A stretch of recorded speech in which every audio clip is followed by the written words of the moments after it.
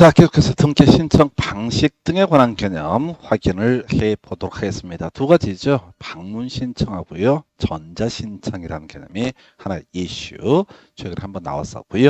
그럼 전통적으로 많이 이슈가 되는 게 원래 등기라고 하는 건 등기 신청이라고 하는 것은요. 등기 권리자하고요. 등기 의무자가 공동 신청하는 게 원칙입니다. 예를 들어서 갑소유의 X 부동산에 대해서 을과 매매 계약이 체결됐다라고 전제하면 갑은 을에게 소유권 이전 등기에 넘겨줄 의무를 지고요.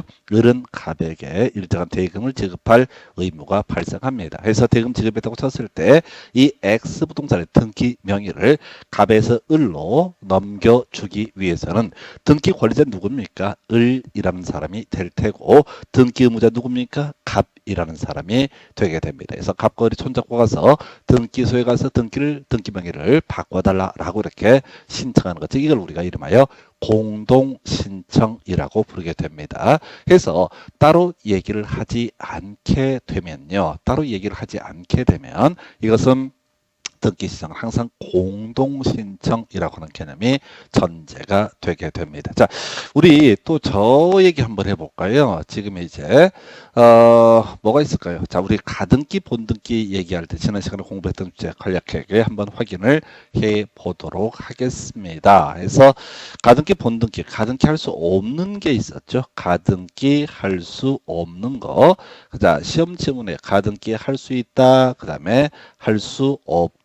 라고 하는 것이 명제가 떴을 때 우리가 기억할 수 있는 거 할 수 없다면 요적으로 했어. 그래서 보물말이라고 하는 거, 보물말이라고 하는 것은 어떻다?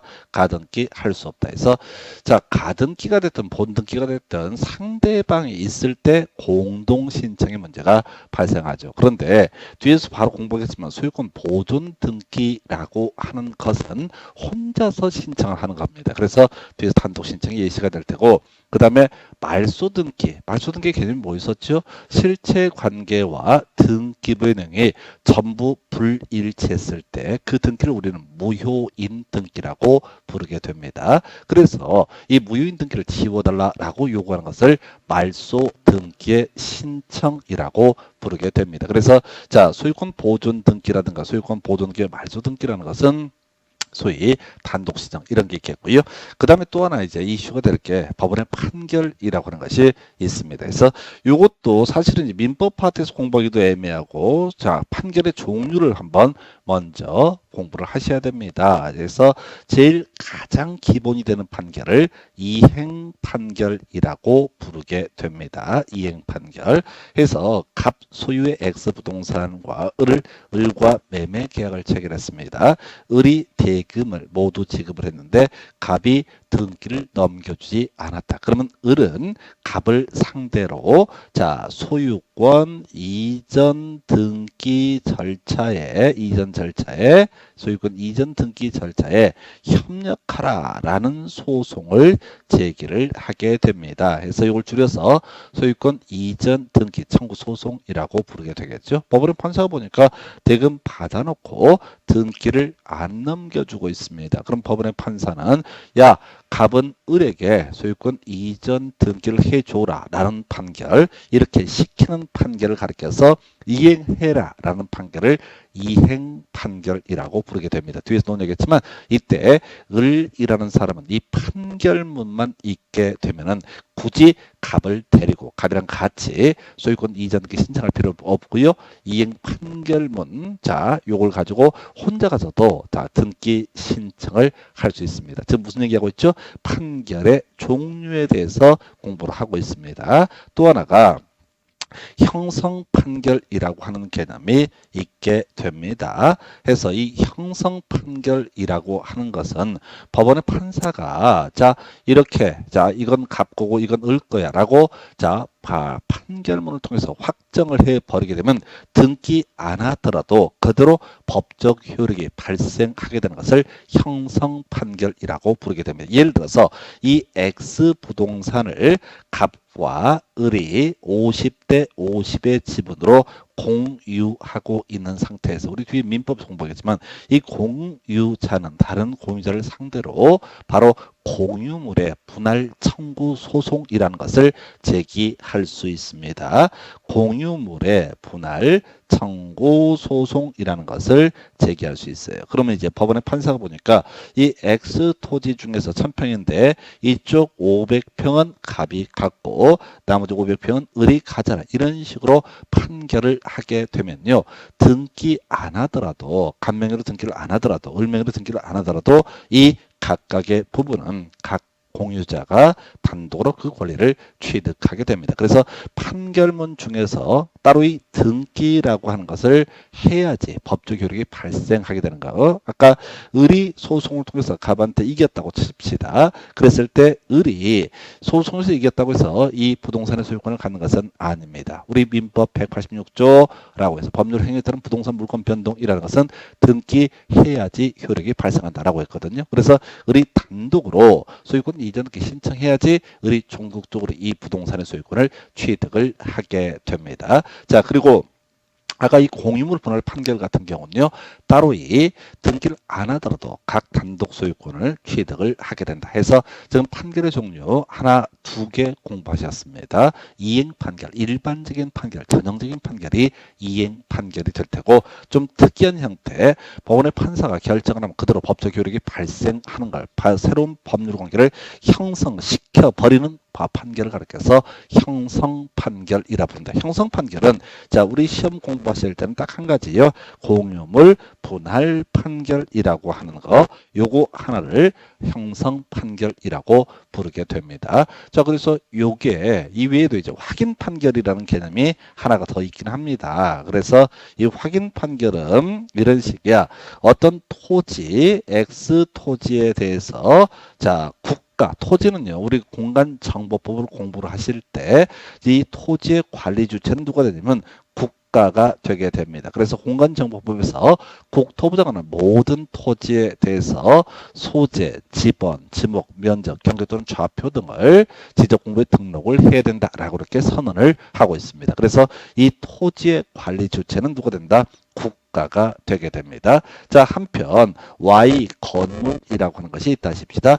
이 건물에 관한 부분은요, 지자체라고 해서 시도지사, 시군구청장 이런 애들이 관리 주체가 되게 됩니다. 그래서 무슨 얘기를 지금 하려고 하냐면 확인 판결, 자, 토지의 소유권이 나에게 있다라고 하는 것을 확인해달라라는 판결을 토지 소유권 확인 판결이라고 부르게 됩니다. 한편 건물의 소유권이라는 것이 나에게 있다라고 이걸 확인해달라. 이건 지자체를 상대로 소송을 제기를 해야 합니다. 왜? 토지는 국가가 관리하고 건물은 누가? 지자체가 관리하기 때문에 그렇습니다. 자, 그래서 토지 소유권 확인 판결이 있게 되면은 이 판결문 첨부해 가지고요. 자, X 토지에 대해서 소유권 보존 늦게 할 수 있습니다. Y 건물이라고 하는 것이 내 것이다 라고 하는 것을 지자체를 상대로 소송을 제기해서 승소를 하게 되면은 이때 판결문 첨부해서요. 자, 역시 소유권 보존 늦기 등을 하는 방식을 취하게 됩니다. 그래서 우리 자, 판결의 종류는 세 가지입니다. 이행 판결과 형성 판결이라고 하는 것과 확인 판결 세 개가 있어요. 그래서 가장 일반적으로 갑은 을에게 등기를 넘겨라 라고는 판결을 구합니다 라고 했을 때 법원의 판사가 맞네, 갑은 을한테 등기 넘겨 라고 얘기하게 되면 이걸 이행 판결, 이행해라 라는 판결. 그리고 야, 공유물 분할 판결이라고 해서 이건 갑 거고 이건 을 거야 라고 새로운 법률 관계를 아예 확정을 지어버린 판결을 형성 판결이라고 부르게 됩니다. 그 외에 확인 판결도 있는데 확인 판결은 우리 시험 범죄에서는 좀 난이도가 좀 이제 출제 빈도가 떨어지죠. 해서 이렇게 판결의 종류, 이행 판결, 형성 판결, 확인 판결 뭐 이런 내용들을 설명드렸어요. 자, 이제 등기법 들어가서 본론 확인을 해보겠습니다. 그래서 자, 우리가 지금 이제 원래 등기 신청 우리 교재 보시면 항상 공동 신청입니다. 달리 얘기를 하지 않게 되면 다 공동 신청이라는 개념이 되게 됩니다. 그런데 시험용으로 한 2, 3년에 한 번씩 출제가 되는 것이 단독 신청할 수 있는 개념이 이슈가 돼요. 그래서 이 단독 신청이라고 하는 것은 판결 등이란 타이틀을 제가 붙여봤고요. 일정한 판결 등이 있으면 다 단독으로 등기 신청을 할 수가 있다라고 할 거. 그 다음에 이제 좀 이따 공부할 것이 판결 외 원인에 의한 등기의 단독 신청이라는 개념도 있게 됩니다. 그래서 먼저 판결 중에서 가장 기본이 되는 게 이행 판결이라고 하는 것이 있게 됩니다. 그래서 법조문 한번 확인해 볼까요?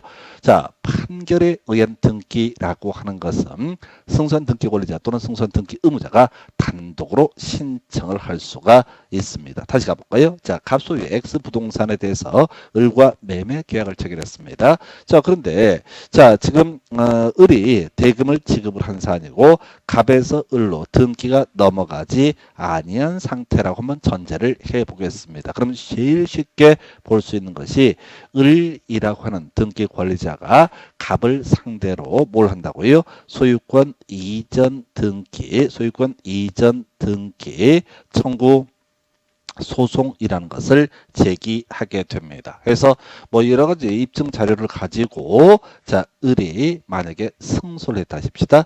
그러면 이 판결문을 가리켜서 우리는 뭐라 부른다? 이행 판결이라고 부르게 된다. 그러면 이때 을을 뭐라 부른다고 그랬어요? 자, 등기 권리자라고 설명을 드렸습니다. 그래서 승소한 등기 권리자 단독으로 이 갑의 동의를 받을 필요 없이 자, 단독으로 소유권 이전 등기를 신청할 수 있습니다. 그래서 법에서 얘기하는 판결에 의한 등기라고 하는 이 판결은 소위 이행 판결을 의미하게 됩니다. 그래서 법에서는 이행 판결은 말이 없지만 너무나 당연하게 이건 이행 판결을 의미하게 됩니다. 자, 그런데 여기 보니까 승소한 등기 의무자도 단독으로 신청한다. 이건 이제 특이한 케이스인데 자, 지금 갑소유 X 부동산에 대해서 을과 매매 계약이 체결되고요. 을이 대금을 지급했습니다.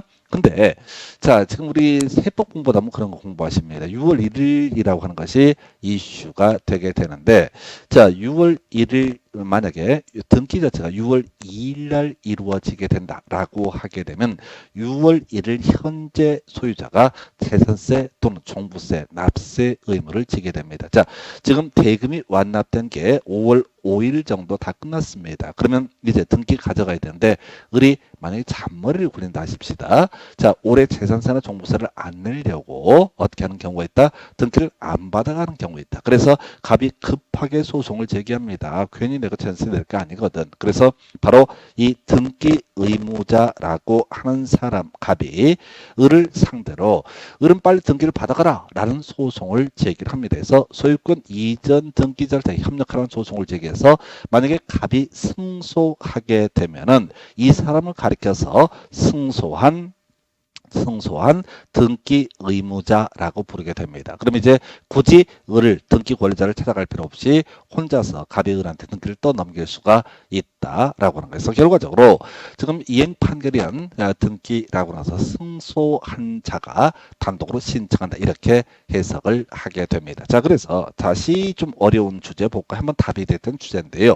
자, 예를 들어서 을이라는 사람이 갑을 상대로 소송을 통해서 승소했습니다. 이행 판결을 받아냈습니다. 그러면 을이라는 사람은 이 판결문을 가지고 상대방의 의사와 무관하게 자기 마음대로 뭘 할 수 있다? 단독으로 바로 소유권 이전 등기를 신청할 수 있게 됩니다. 근데 을이 깜빡하고 등기를 안 가져가서 갑이 보니까 어머 내가 좀 더 갖고 있으면 언제 6월 1일 날 기준 현재 등기 명인이 되게 되면 재산세, 종부세 등의 문제가 발생을 할 수가 있으니까 자, 졌으면서 갑자기 생각이 나서 등기를 을한테 혼자서 단독으로 신청할 수 있을 거냐라고 했을 때 우리 판례에서는 패소한 자는 그 판결에 기해서 단독으로 등기 신청을 할 수가 없다. 그래서 법조문 자체에서는 승소한 등기 권리자, 승소한 등기 의무자가 단독으로 등기를 신청한다라고 되어 있습니다. 그래서 패소한 자는 자, 등기 신청을 당연히 할 수가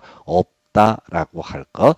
자, 한편 우리가 소멸시효라는 개념이 하나 문제가 되게 되죠. 그래서 자, 우리가 이제 2차 과목에서 주로 이제 논의하는 것 중에 하나가 제척기간이라는 개념이 하나의 쟁점이고 또 하나가 소멸시효라는 개념이 있게 됩니다. 그래서 소멸시효 권리를 행사를 하지 않고 있게 되면 일정 기간 지나면 그 권리는 소멸하게 되는데 자, 우리 민사채권의 소멸시효 기본적으로 10년 이렇게 얘기합니다. 공법상 채권의 소멸시효는 기본적으로 5년 이렇게 해석을 해요. 다음에 이제 공법 공부 파트에서 도시개발 채권의 소멸시 원금 5년, 이자 2년 이게 특이한 개념이 있었죠. 그래서 그런 게 이제 공부 파트의 출제쟁점이 됐던 바가 있는데요.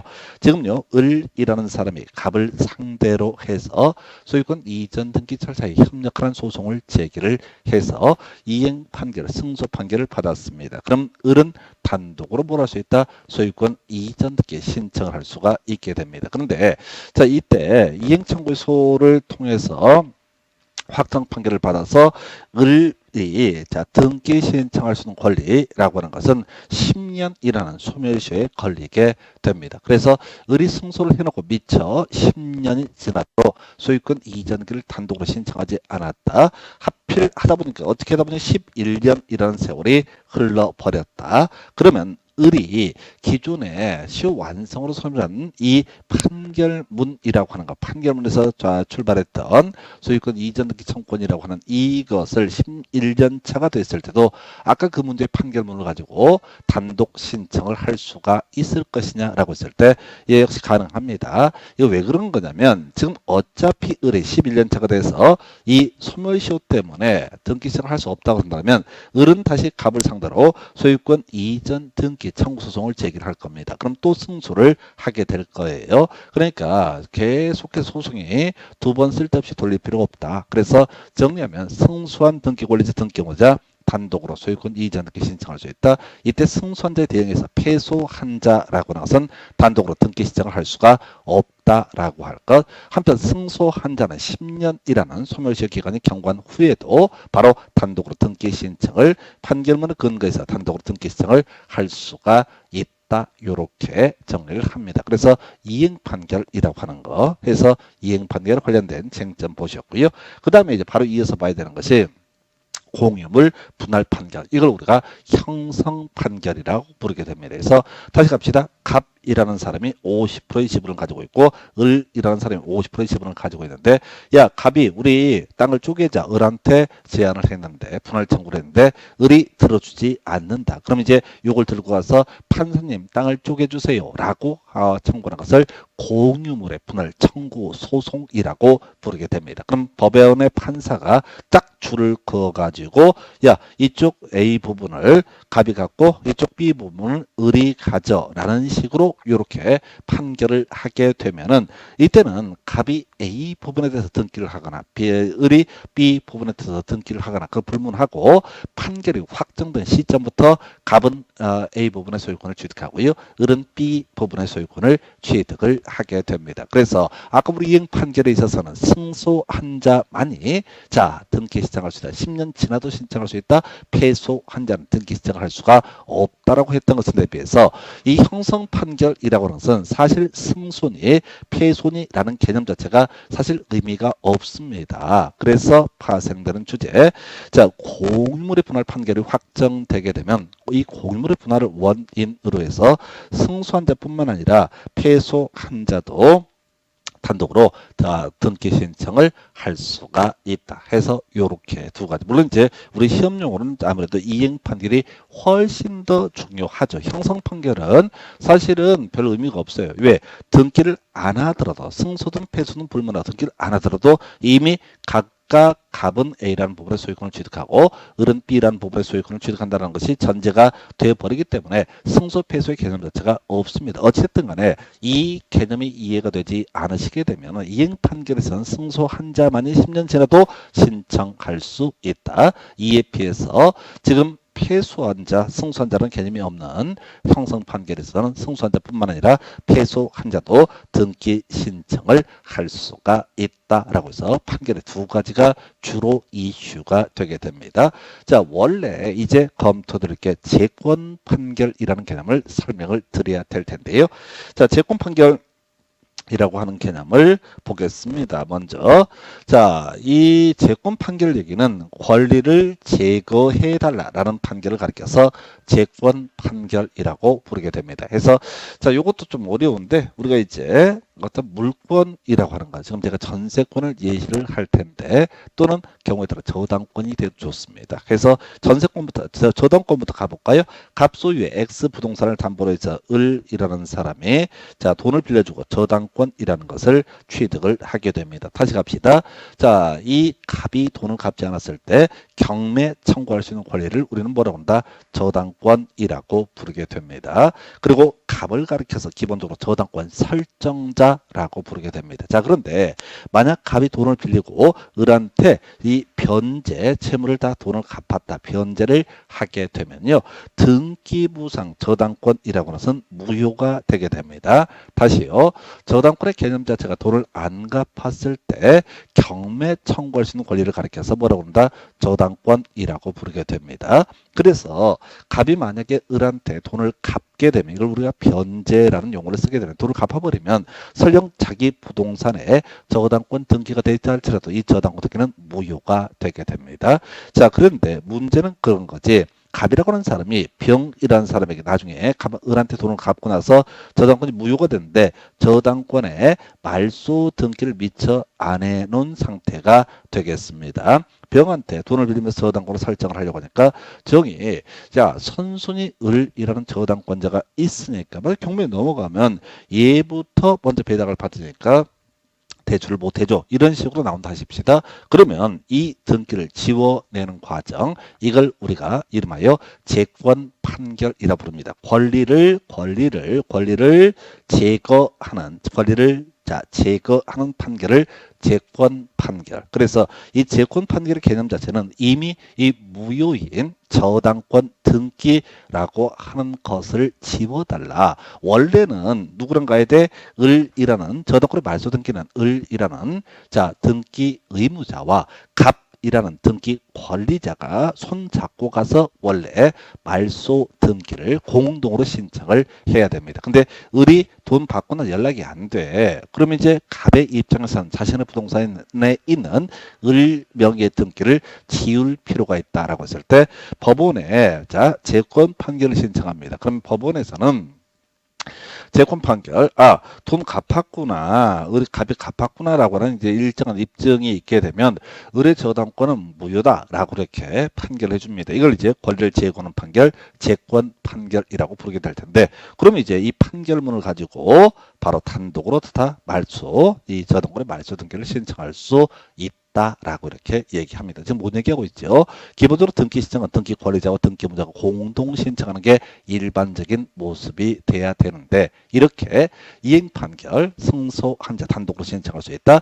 형성 판결, 승소한 자 패소한 자 불문하고 단독으로 신청할 수 있다. 그리고 재권 판결, 자, 이 사람은 이 재권 판결을 받아낸 사람이 어떻다? 단독으로 그 등기 말소를 신청할 수 있다. 이렇게 얘기를 하게 됩니다. 하나만 더요. 가등기 가처분 명령이라고 하는 거, 요것도 어렵죠. 자, 이게 이제 왜 어렵냐면 가처분이라는 단어 때문에 어렵습니다. 가처분이라는 단어 때문에 어려워요. 자, 요거부터 먼저 가볼까요? 우리가 이제 앞 시간에 공부했던 가등기 신청이라고 하는 거, 가등기 할 수 있다 없다 라는 얘기를 했을 때는 기본적으로 뭐야? 등기 권리자와 등기 보물말 들어가면 어떻다? 가등기 할 수 없었고요. 보존 목적, 말소 목적, 그리고 또 하나 목적이 뭐가 있었지? 물권적 청권. 요 세 가지는 가등기를 할 수 없다라고 설명을 드린 바가 있습니다. 자, 한편 가등기 신청할 때 가등기 의무자와 가등기 권리자가 공동 신청함이 원칙입니다. 예를 들어 볼까요? 갑소유의 X 부동산에 대해서 을이라는 사람하고요, 매매 계약을 체결합니다. 근데 갑이 지금 당장 일정한 사유가 있어서 3개월 후에나 소유권 이전을 넘겨줄 수 있다라고 했을 때 을 명의 소유권 이전 청구권, 소유권 이전 청구권 보존을 위한 가등기를 하게 됩니다. 다시 한번 기억해 보겠습니다. 을명의 가등기가 있다라고 했을 때 현재 소유자 누굽니까? 갑이 되겠습니다. 갑은 병에게 뭘 할 수 있다? 소유권 이전 등기를 해줄 수 있다. 그럼 병은 어떻다? 소유권을 취득할 수 있다. 그러나 을이라는 사람이 가등기에 기한 본등기를 하게 되면은 이 본등기 순위라는 것은 가등기 순위에 따르게 될 것이고요. 그래서 자, 본등기를 나중에 했음에도 불구하고 을이 먼저 소유권을 취득하기 때문에 자, 이 병의 등기는 무효입니다. 그래서 직권 말소의 대상이 된다. 이런 게 이제 가등기라는 개념이 되는데 자, 이때 을 명의의 가등기라고 하는 것은 등기 권리자 을하고요. 등기무자 갑이라는 사람이 공동 신청함이 원칙입니다. 근데 그중에 출제 쟁점이 됐던 것이 바로 법원의 가등기 가처분 명령이라고 하는 것이 있게 되면 그 명령문을 첨부하게 되면 단독으로 가등기를 신청할 수 있다. 뭔 소리야? 다시 갑시다. 갑과 을 사이 X 부동산에 대해서 소유권 이전 등기, 이전을 목적으로는 매매 계약이 체결되게 됩니다. 자, 그런데 이제 을이 얘기하기를 야, 너 명의로 등기를 넘겨주는 건 3개월 후에 넘겨줄게 라고 이렇게 얘기를 했던 사안입니다. 자, 근데 그러면 을이 얘기하죠. 알았어. 뭐 세금 때문에 그렇다면 좋아. 자, 그럼 내 명의로 가등기라 좀 해다오 라고 얘기하니까 갑이 우물쭈물 시간을 끌면서 협조를 안 하고 있습니다. 을은 이때 법원에 가서요. 자, 판사님, 가등기 가처분 명령이라고 하는 것을 내려주십시오. 갑이 협조를 안 하니까 이 가등기 가처분 명령문을 가지고 등기소에 가서 뭘 한다? 가등기를 단독으로 신청하고 싶습니다. 라고 얘기하는 거야. 그래서 자, 판사가 보니까 갑에서 을로 갑과 을 사이에 매매 계약이 있었고요.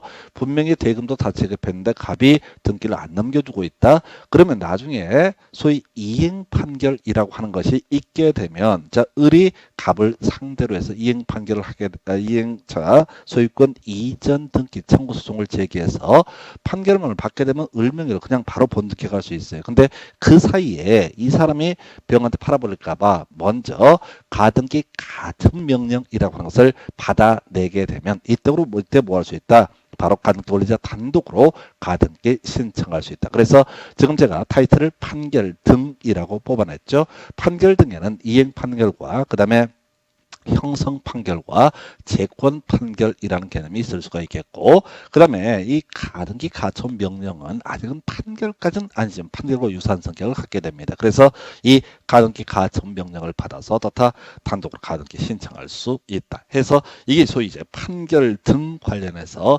단독 신청의 대상에 대해서 설명을 드렸습니다.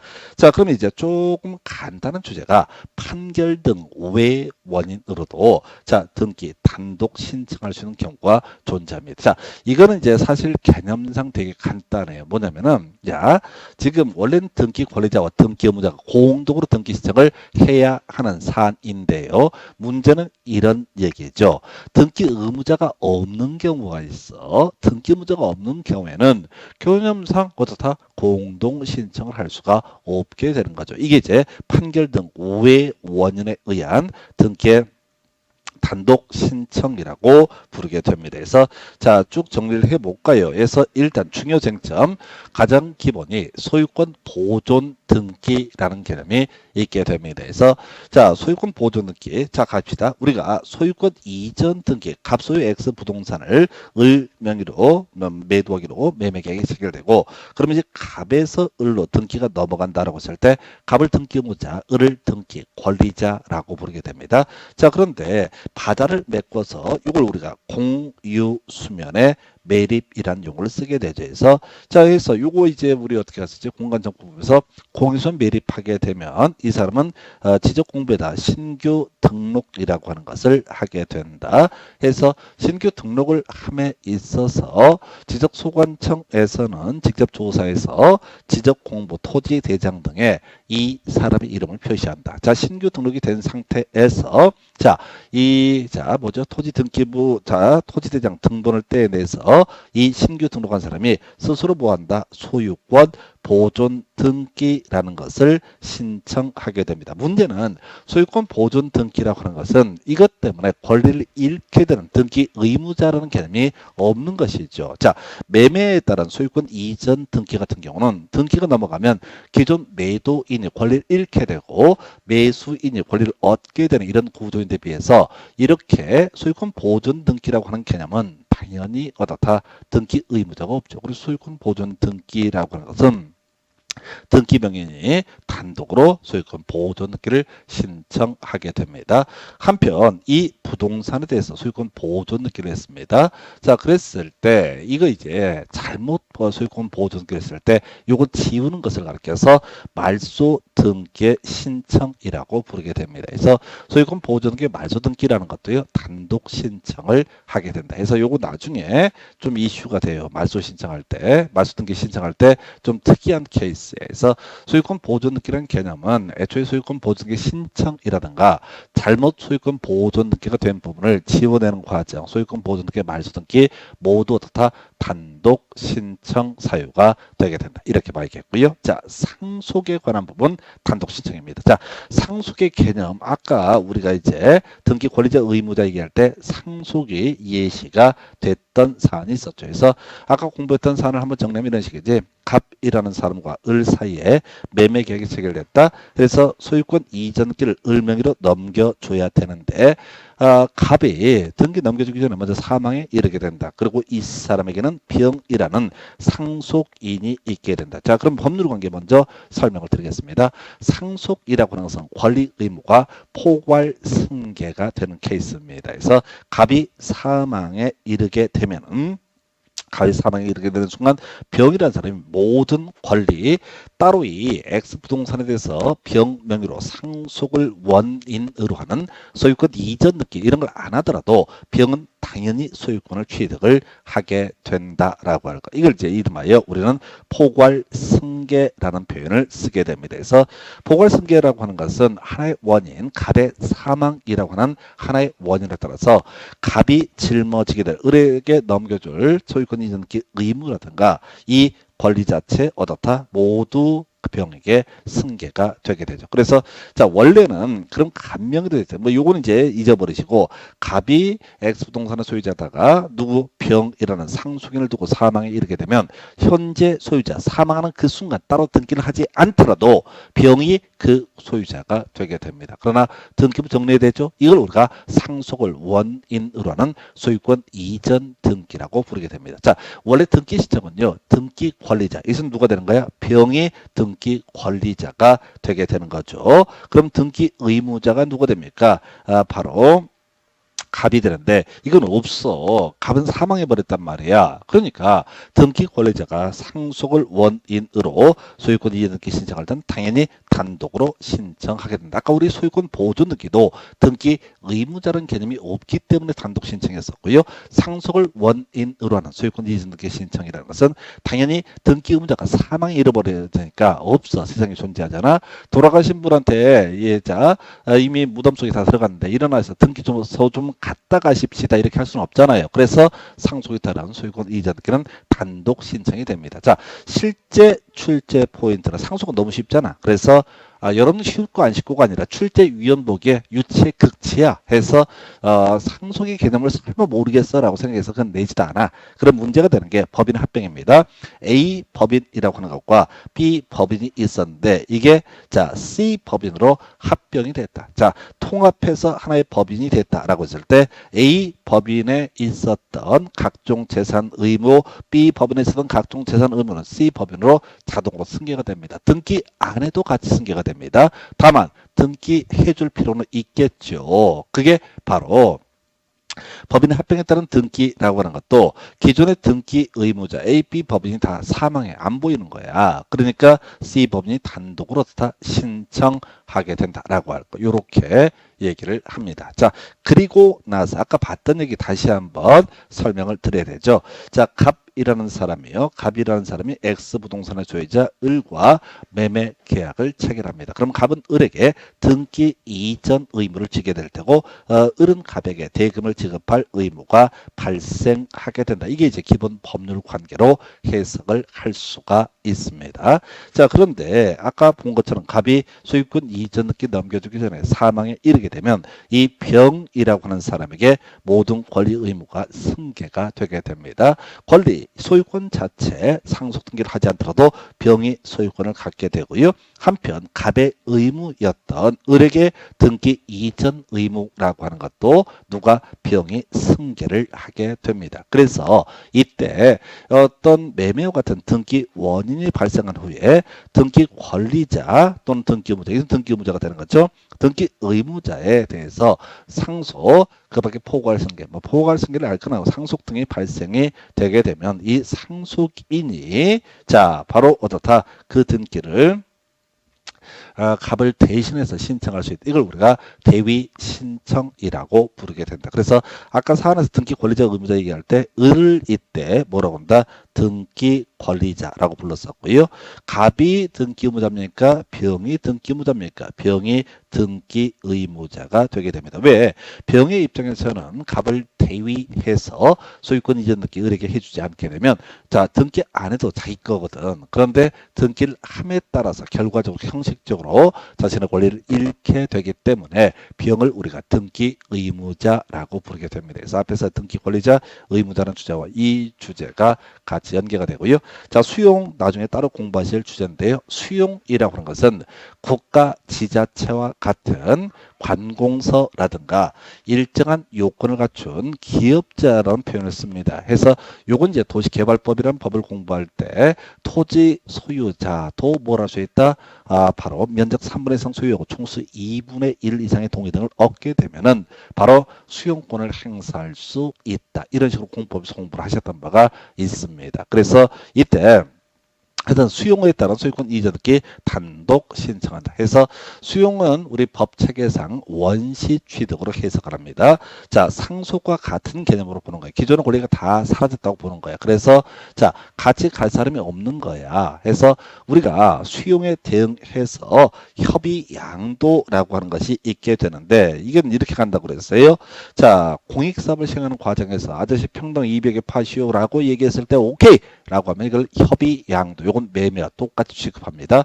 못 팔겠습니다. 그래요? 그럼 강제로 수용하겠습니다. 이걸 수용 또는 민법에서 공용징수라는 표현을 쓰게 됩니다. 그래서 수용도 이미 수용권 행사가 이루어지는 시점에서 모든 권리가 이미 등기를 안 해도 이 사업 시행자 몫이 되기 때문에 형식적으로 수용을 원인으로 하는 소유권 이전 신청은 단독으로 신청을 하게 된다라고 할 거예요. 그래서 자, 법인 합병, 수용, 그 다음에 상속 다 같은 맥락으로 보시면 됩니다. 신탁 등기 좀 어려운데 뒤에서 거의 매년 한 문제가 구성이 되죠. 자, 신탁이라고 하는 거 이런 논리 구조입니다. 갑이라는 사람이 X 부동산을 소유하고 있습니다. 이 사람에게는 병이라는 어리버리 아들이 하나 존재하게 됩니다. 얘를 겁나 못 믿어. 자기 새끼인데. 그래서 갑이 자기가 죽기 전에 이 X 부동산을 을이라는 신탁회사, 이걸 우리가 보통 여기서는 수탁자라는 용어를 씁니다. 신탁에서는 수탁자라는 용어를 써요.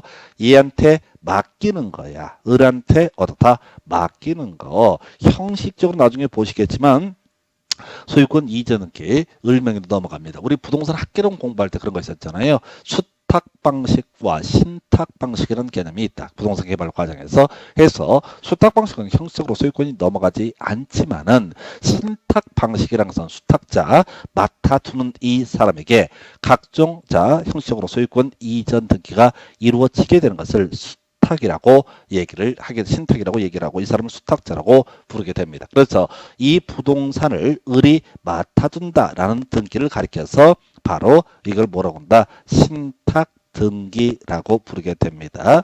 신탁 등기는 을명의 소유권 이전 등기가 동시에 이루어지는 게 일반적인데 그건 그 다음 문제고 일단 이 부동산의 자를 누가 관리한다? 을이 관리한다. 누가 처분한다? 을이 처분한다. 이런 식의 내용의 등기부를 신탁 등기라고 부르게 됩니다. 그래서 이 신탁 등기는요 그냥 자 요거 맡겨두는 사람을 우리는 위탁자라고 부르게 될 거예요. 그래서 위탁자가 이제 대위 신청하는 경우 있는데 자 신탁 등기는 수탁자가 단독으로 신청한다 해서 단순 암기 파트가 되겠습니다. 그래서 지금요 소유권 보존 등기나 소유권 보존 등기의 말소 등기라는 것은 가져갈 사람이 없으니까 단독 신청, 상속에 따른 소유권 이전 등기 등 같이 갈 사람 돌아가셔서 같이 갈 사람이 없으니까 법인 합병도 마찬가지죠. 단독 신청, 수용도 상대방이 이미 다 없어진 거야. 법 원시 취득으로 해석하기 때문에 단독 신청. 신탁 등기만 좀 어려워. 나중에 수탁자가 단독으로 신청하게 된다라고 할 거. 그 외에 나머지 간단합니다. 변경 등기. 자, 우리 앞에서 등기의 종류를 공부할 때 이런 게 있었죠. 가볼까요? 새로운 법률 원인에서 새롭게 만드는 등기를 우리는 뭐라고 한다?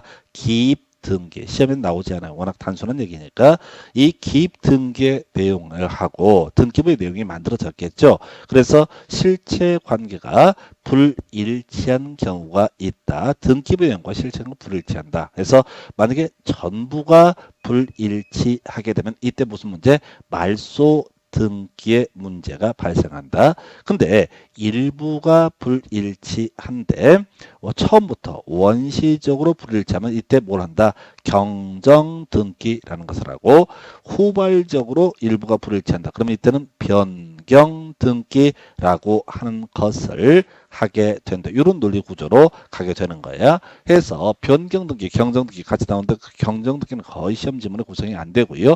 변경 등기. 자, 이미 우리가 공부했던 주제가 있었죠. 앞에서 자 주등기냐 부기등기냐를 논함에 있어서 주등기라고 하는 거, 소, 그다음에 말, 그다음에 또 뭐가 있었지? 전, 그다음에 승, X, 그 다음에 마지막에 부동산 표시의 변경 등기라고 하는 거, 이런 것은 뭘 한다? 주등기로 처리한다. 그래서 소유권을 목적으로 한 등기, 주등기, 말소 등기, 주등기, 자 전부 말소 회복 등기, 주등기, 이 관계의 승낙을 얻지 못한 권리 변경 등기, 주등기, 그 다음 부동산 표시의 변경 등기, 주등기로 얘기한다. 해서 자 우리나라 등기부에는 항상 거의 100% 부동산 표시의 변경 등기가 이루어져 있다. 어떤 사연 때문에? 바로 도로명 주소라고 하는 개념 때문에. 물론 그 후에 소유권 보존 등기를 하면은 자 부동산 표시의 변경 등기가 문제가 되지 않겠지만은 도로명 주소가 만들어지기 전에 등기부가 완성이 됐으면 부동산 표시의 변경 등기라는 걸 하게 된다. 그래서 정리하게 되면 자 부동산 표시의 변경 등기, 자 이 토지가 예를 들어서 토지가 200제곱미터인데 어떤 이유로 합병 등 합필 등의 과정을 통해서 300이 됐다. 그러면 이때는 이거 해서 의무가 자 손을 잇게 되는 사람이 없는 거잖아. 그래서 이 부동산 표시의 변경 등기라는 것은 등기 명의인이 단독으로 어떻다 신청하게 된다. 등기 명인 표시 변경 등기 등도 어떻다 등기 명인이 단독으로 신청한다. 자 내가 이번에 개명을 했어. 그동안 이제 개통이라는 이름이 개쪽 팔렸어. 근데 어쨌든 개명을 했어. 그럼 등기부 개통이라고 등기가 돼 있거든. 요거 바꿔주는 거. 이건 등기 의무자라는 개념이 없잖아요. 그러니까 단독 신청을 하게 된다. 부동산 표시 변경 등기도 등기 의무자라는 개념이 없어. 그러니까 단독 신청을 하게 된다. 요렇게 얘기를 합니다. 그 외 쟁점으로서 멸실등기. 멸실등기는 말소등기가 좀 다른 거죠. 그래서 말소등기하고 멸실등기. 멸실등기는 토지가 바다 밑에 하천 밑에 가라앉아 버렸다. 이걸 우리 공간정보법에서는 따라서 토지 등록 말소라는 개념이 있었던 것이고요. 그 다음에 학계론에서는 법빈포 기억나세요? 법지, 빈지, 포락지, 바다 밑에 잠겨있는 토지를 포락지, 해변가의 토지를 빈지, 법지는 뭐라고 했어? 경사면의 토지를 법지라고 불렀다. 학교에서 이런 얘기를 했었지요. 뭔 얘기하고 있어? 자, 토지라고 하는 것이 바다 밑에, 하천 밑에 잠겼을 때 문제. 예, 여기서는 이제 토지가 바다 밑에 잠겨 있게 되면 어떻다? 그럼 이제 지금 지적 공부에서 삭제를 해야 될 테고요. 그 등록 말소라는 개념이 됐던 것이고, 그 다음에 멸실 등기를 했나. 그리고 주로 이제 많이 문제가 되는 게 건물이죠. 건물이라고 하는 것이 만약에 뭐가 되면 건물이라는 게 멸실되게 되면은 자 지진으로 무너져 버렸다 뭐 등등등. 그러면 이제 등기부 지우는 거 멸실 등기 1개월 내 신청을 해야 된다 해서 하여튼 이게 이제 시험 지문에 나올 수 있는 모든 내용이고요. 일단은 판결 등 외 원인에서 가장 핵심 이슈가 되는 것은 뭐냐면 이게 신탁 등기만 약간 특이한 개념이고 등기 의무자 등기를 실행했을 때 손해를 보는 사람이 없는 케이스 이때는 어떻다? 바로 단독 신청의 대상이 된다 해서 자 정리하겠습니다. 자 등기 신청은 등기 권리자라는 사람과 등기 의무자가 공동 신청함이 원칙입니다. 근데 판결 등이라고 해서 이행 판결 있으면 승소한 등기 권리자, 승소한 등기 의무자 단독 신청할 수 있다. 이때 폐손자는 신청할 수 없었고 승소자는 10년 지나도 바로 판결문에 근거해서 등기 신청할 수 있다. 공유물 분할 판결, 소위 형성 판결에 있어서는 이미 공유물 분할 판결이 있으면 이미 법률 관계가 다 정리가 되기 때문에 승소 패소의 의미가 사라지게 될 때 그때 단독으로 신청할 수 있다. 재권 판결이 있으면 다 단독으로 재권 판결을 받아서 말소 등기 신청할 수 있다. 이런 거 있었고요. 그다음에 가등기 가처분 명령. 우리가 이제 가처분 등기라고 하는 것은 법원이 촉탁합니다. 근데 가등기 가처분 명령서를 받은 이 가등기가 우리가 단독으로 가등기 신청할 수 있다. 이런 게 있었고요.